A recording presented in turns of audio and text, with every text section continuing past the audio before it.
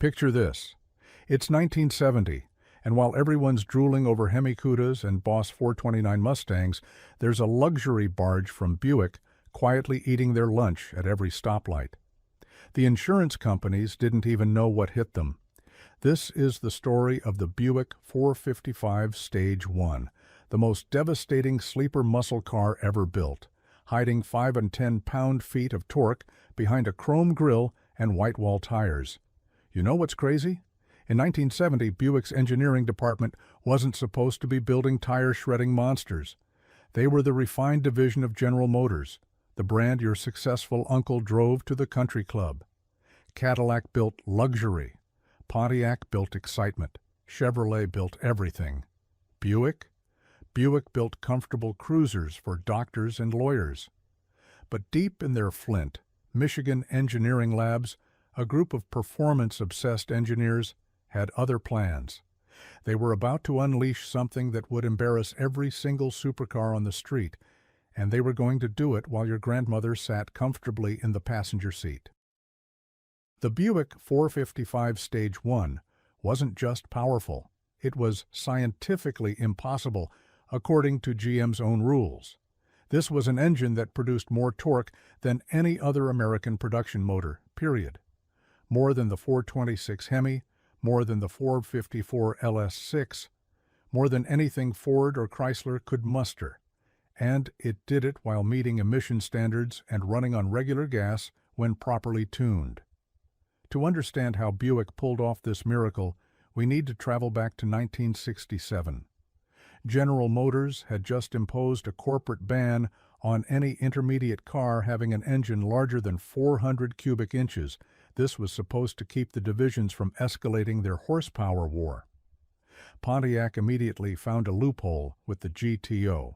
Oldsmobile followed with the Ford 42. But Buick? Buick played the long game. Their engineers, led by Cliff Studeker and Joe Turley, weren't interested in just matching the competition. They wanted to humiliate them. The development of the 455 started as a truck engine project. That's right. This legendary power plant began life as something designed to haul construction equipment. The initial design brief called for an engine with massive low-end torque, bulletproof reliability, and the ability to run all day at full throttle. The original 430 cubic inch version went into Wildcats and Rivieras, where it moved those 4,500-pound land yachts with surprising authority. But the engineers knew they had something special. The block was overbuilt, with main-bearing webbing thick enough to handle nuclear detonation. The bottom end was so robust that drag racers would later push these engines past 1,000 horsepower without touching the rotating assembly. Here's where it gets interesting. In 1970, GM lifted the displacement ban. Every division scrambled to bore and stroke their big blocks to the maximum. Chevrolet went to 454. Pontiac hit 455. Oldsmobile reached 455. But Buick's 455 was different. While everyone else focused on peak horsepower numbers for magazine headlines, Buick's engineers obsessed over the area under the torque curve. They wanted an engine that would pin you to your seat from idle to redline, not just at some narrow peak that you'd rarely see on the street. The Stage 1 package wasn't even supposed to exist. Officially, it was Special Order Package A8, hidden deep in Buick's option book where insurance companies wouldn't notice it. For just $169.95, about $1,500 in today's money, you got what amounted to a complete competition engine. But calling it just an engine upgrade is like calling the Manhattan Project a science experiment. Let me break down what made this engine so devastating. The standard 455 was already impressive. We're talking about a motor with a 4.31-inch bore and a 3.90-inch stroke. That long stroke was the key to the massive torque. But the Stage 1 transformed it into something else entirely. The camshaft was the first piece of black magic. While everyone else was running radical mechanical roller cams that sounded like machine guns at idle, Buick used a relatively mild hydraulic piece with 440 inches of lift and 280 degrees of duration. Doesn't sound like much, right? But the genius was in the timing. The cam was ground specifically to work with Buick's unusual valve arrangement and port design, creating cylinder filling that defied physics. The cylinder heads were where Buick's engineers showed their true genius. These weren't your typical muscle car heads with huge ports designed for high RPM breathing. Buick used what they called small port, big valve technology. The intake valves measured a massive 2.125 inches, while the exhaust valves were 1.75 inches. But the ports feeding them were relatively small and had unusual shapes. The intake ports were rectangular and canted at odd angles. Engineers called them twisted wedge ports.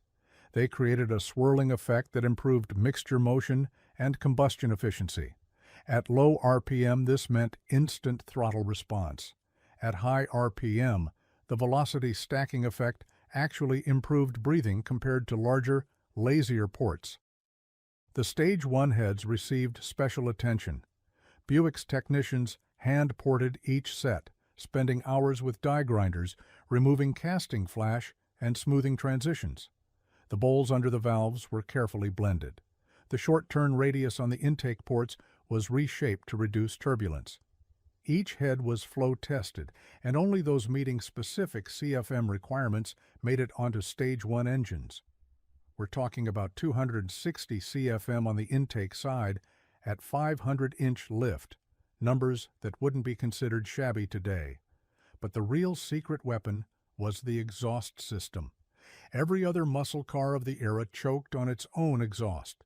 They'd make big power on the dyno with open headers, then lose 50 horsepower when you bolted on the factory pipes.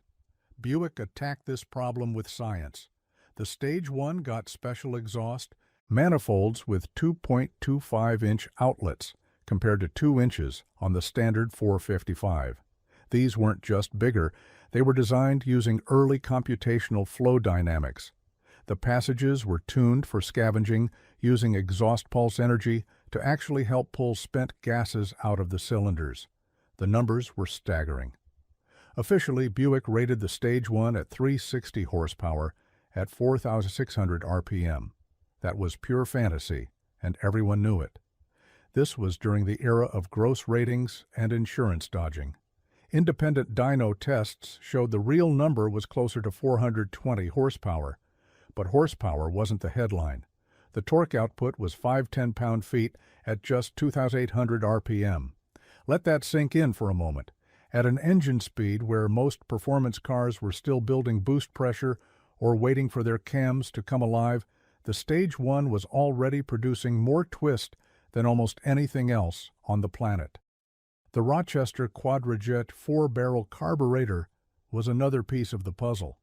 While Ford and Chrysler guys were bolting on massive Holley double pumpers that guzzled fuel like alcoholics at an open bar, Buick stuck with the Q-Jet.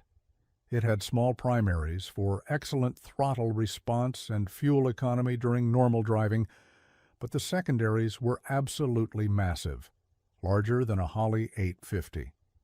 The accelerator pump was recalibrated for the Stage 1, shooting more fuel during tip-in to handle the engine's massive appetite under acceleration. The factory rating system was a joke, and Buick knew exactly how to play the game.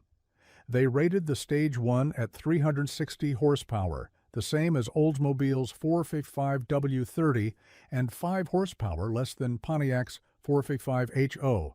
This was corporate politics at its finest. Buick couldn't officially outpower its sister divisions, but on the street, different story entirely. Motor Trend tested a 1970 GSX Stage 1 and ran 13.38 seconds at 105.5 mph in the quarter mile. That was with street tires, full exhaust, and a luxury interior. The same magazine tested a Hemi Cuda that year, supposedly the king of the streets, and it ran 13.54 at 104.3 mph. The thing about the Stage 1 was that it didn't feel like other muscle cars. In a Hemi car or a Boss 429, you knew you were driving something angry. The engine shook the whole car at idle. The clutch was heavy. The ride was harsh. The Stage 1? It idled at 650 RPM smooth as silk. The TH400 automatic transmission, the only gearbox offered with the Stage 1, shifted like butter. You could drive it to church on Sunday, and nobody would know you had 5 10-pound-feet of twist under your right foot. Buick built the Stage 1 package for their intermediate platform, the Skylark-based GS and GSX models. The GS was already a sleeper. It looked like a Skylark with some stripes and a hood scoop.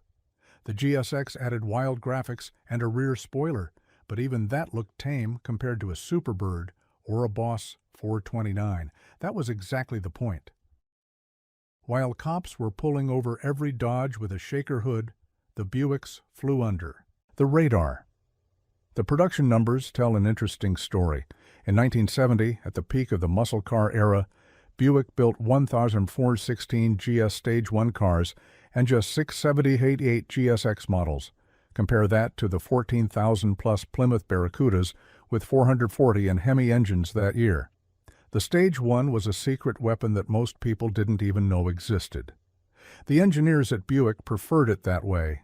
They even downplayed it in their own advertising, focusing on comfort and refinement while mentioning performance almost as an afterthought.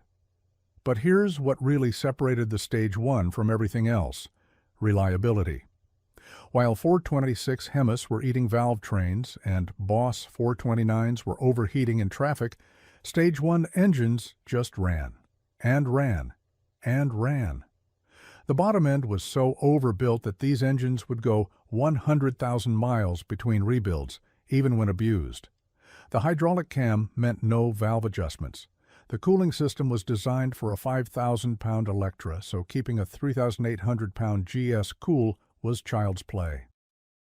The drag strip was where the Stage 1's engineering excellence really showed. Stock, they were running low 13s, but with just basic modifications, slicks, headers, and timing advance, they'd dip into the 12s. The torque meant you could launch it barely above idle, and the tires would still go up in smoke. Drag racers discovered you could bore the 455 out to 462 cubic inches without any cooling issues. The stock rods would handle 600 horsepower. The block was good for over 1,000 horsepower with a girdle. The street racing scene in Detroit was dominated by Stage 1 Buicks, much to the embarrassment of the bow tie and blue oval crowds. There's a documented case of a nearly stock GSX Stage 1 beating a heavily modified 427 Cobra on Woodward Avenue. The Cobra driver demanded to see under the hood, convinced he'd been hustled by a nitrous car. All he found was a factory air cleaner and a whole lot of torque.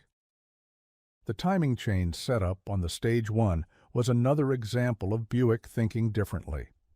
While everyone else was using standard roller chains that would stretch and throw off cam timing after 30,000 miles, Buick used a special high-performance Morse chain with heat-treated pins and rollers. It was twice as expensive as a standard chain, but virtually indestructible. Racers would tear down engines after seasons of abuse and find the timing chain still within factory specs. Let's talk about the oiling system, because this is where Buick's truck engine heritage really paid off. The oil pump was a high-volume unit that could move 12 gallons per minute at 6,000 RPM. The oil passages were larger than standard, with special attention paid to rod-bearing feed. The pan held 6 quarts instead of the usual 5, and it had internal baffles to prevent oil starvation during hard acceleration or cornering. The oil filter mount was reinforced and used a larger filter than standard. This wasn't sexy stuff, but it's why Stage 1s survived while other muscle car engines scattered their guts across the quarter mile. The cooling system deserves special mention. The radiator was a massive 4-row unit with a 26-inch core. The water pump was a high-flow design that moved 140 gallons per minute. The fan was a 7-blade flex unit that pulled serious air at low speeds but flattened out at highway speeds to reduce parasitic drag. The thermostat was a special 180-degree unit instead of the standard 195. All this meant the Stage 1 could sit in traffic on a 100-degree day without breaking a sweat, something that couldn't be said for most of its competitors. One of the least known facts about the Stage 1 was its special break-in procedure. Each engine was run on a dynamometer at the factory for 45 minutes before installation. This wasn't just a quality check, it was a carefully orchestrated break-in sequence. The engines were run through specific RPM ranges with varying loads to properly seat the rings and break in the cam. This is why Stage 1 engines made full power right out of the box, while other manufacturers told customers not to exceed 4,000 RPM for the first 500 miles. The carburetor calibration was so precise that Buick actually changed it based on the car's final assembly plant location. Cars built for high-altitude markets like Denver got different metering rods and jets than those destined for sea-level cities. This attention to detail meant Stage 1s ran perfectly, regardless of where they were sold, while competitors required dealer adjustments that often never happened. Now here's something that'll blow your mind. The Stage 1 wasn't even the ultimate expression of the 455. There was something called Stage 2, but it wasn't a factory option. It was an over-the-counter package available through Buick dealerships. The Stage 2 kit included roller rockers, a mechanical cam, better valve springs, and headers. But here's the kicker. It also included completely different cylinder heads with relocated ports and revised combustion chambers. These heads flowed 300 CFM on the intake side. Installing Stage 2 components pushed output past 475 horsepower. The transmission behind the Stage 1 was specially built too. The TH400 was already GM's toughest automatic, but the Stage 1 version got additional upgrades. The torque converter was a special 12-inch unit with a stall speed of 2,400 RPM, high enough to get into the torque band quickly, but not so high that it felt sloppy on the street. The valve body was recalibrated for firmer shifts. The intermediate clutch pack got extra plates.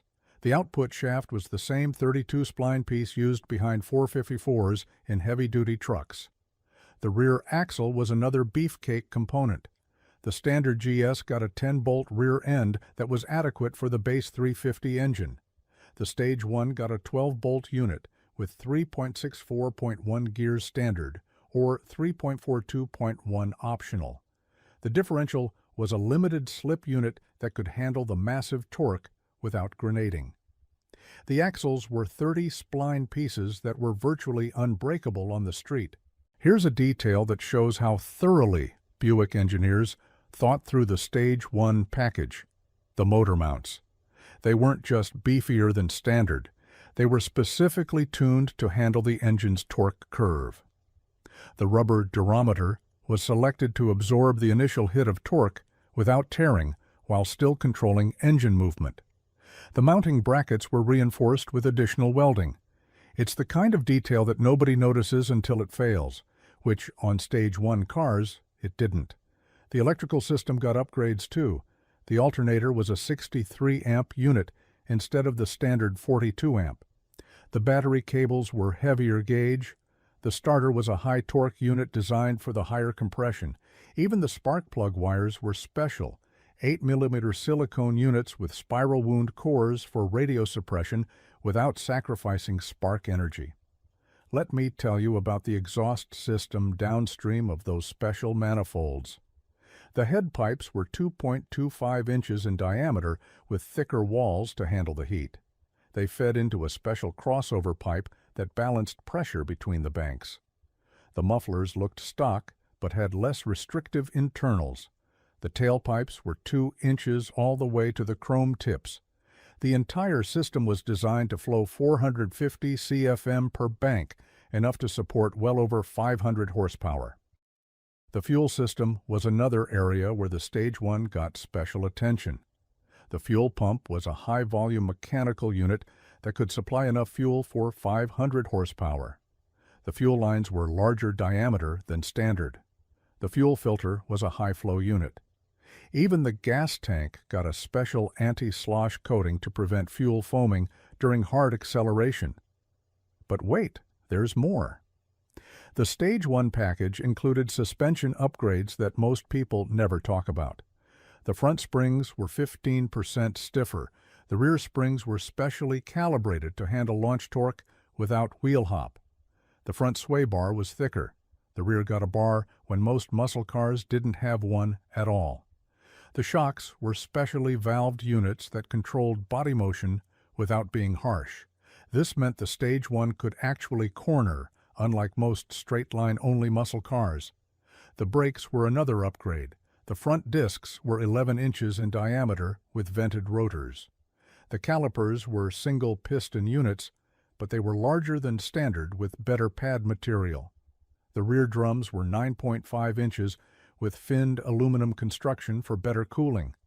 The master cylinder was a dual-circuit unit for safety. The power booster was calibrated to provide good feel without being overly sensitive.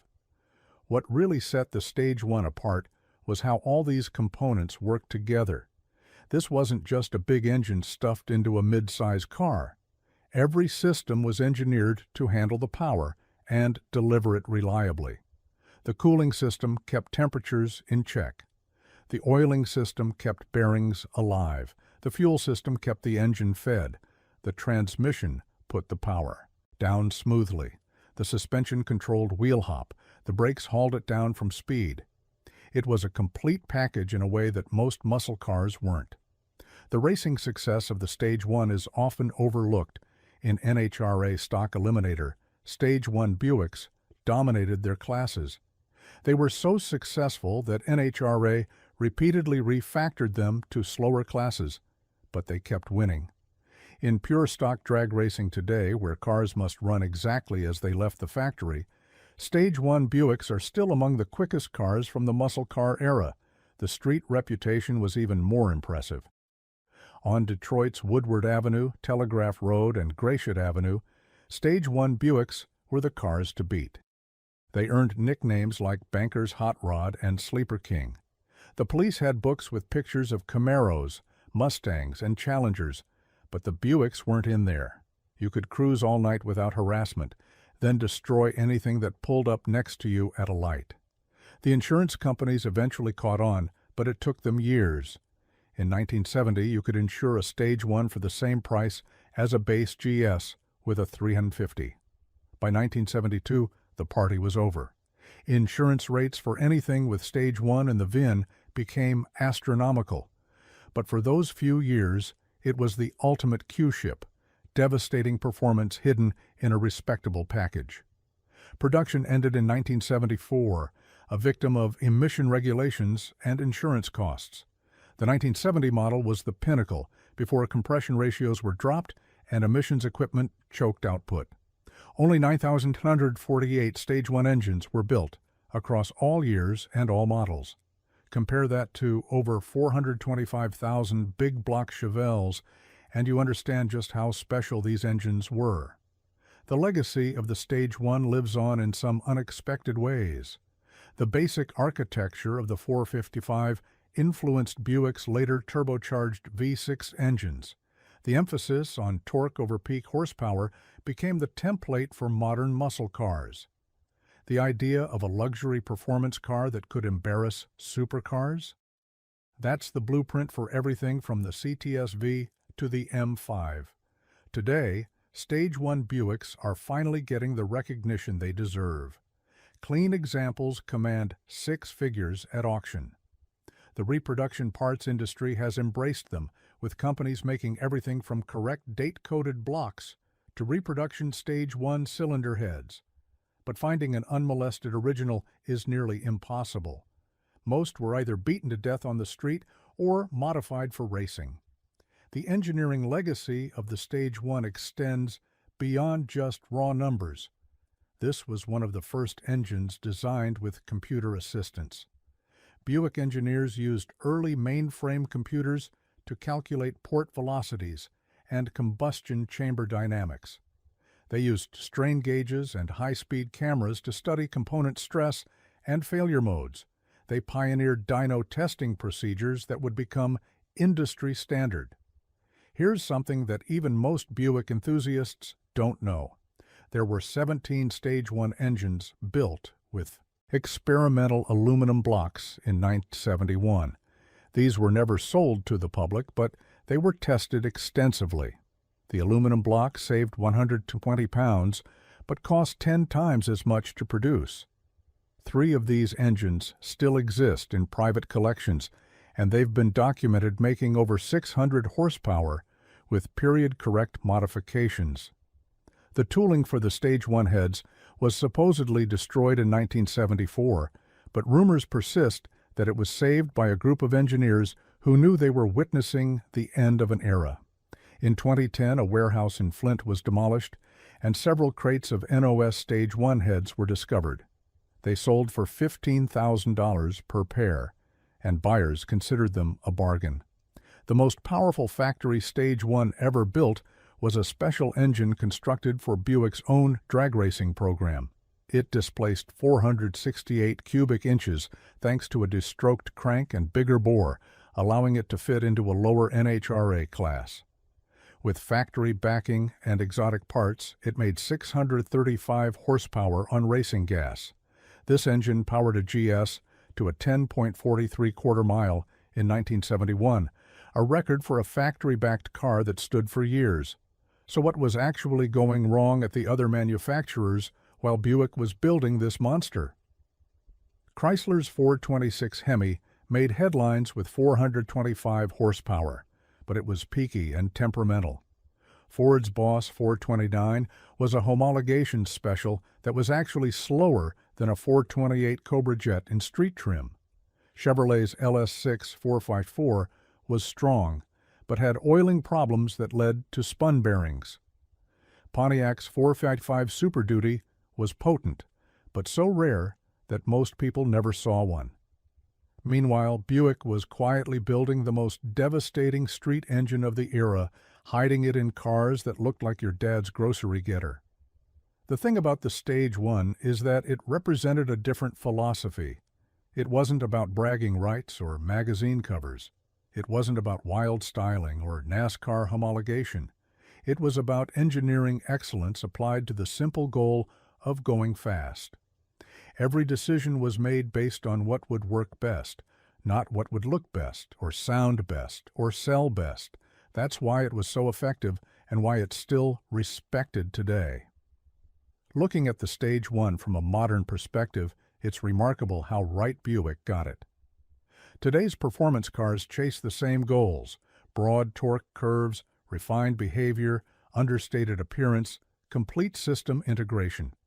The Hellcat might make 707 horsepower, but it's following the Stage 1 template: massive displacement, sophisticated engineering, and the ability to cruise to the grocery store or destroy supercars with equal ease.